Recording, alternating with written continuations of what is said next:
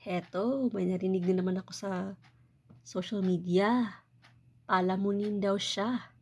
Palamunin daw tayo. Hoy, ito yung pakatandaan mo. Lahat ng tao nangangailangan ng pagkain. Inggit ka lang kasi may ibang mga tao nakaka-afford, nakakakain ng mga gusto nila, ng mga kinakailangan nila na kinikrave nila. Samantalang ikaw nanunood, inggit ka lang. Ito lang yung sasabihin ko sa iyo, yung inggit, grabe yan grabe yan makapanira ng mindset ng isang tao. And again, galing kay Satanas yan.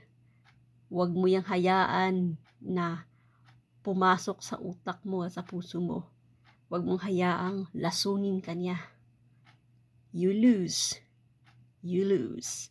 Kung ako ikaw, i-vlog mo na rin yung buhay mo. I-vlog mo yung mga pagkain na afford mo. In that way, makakapag-motivate ka pa, makakapag-inspire ka pa. Kung may mga pangangailangan ka, di i-vlog mo. Lahat naman tayo ngayong panahon, vlogger na eh. Oink, oink. Oink, oink. Oink, oink. Bye-bye. See you in my vlog. Next vlog. Yeah.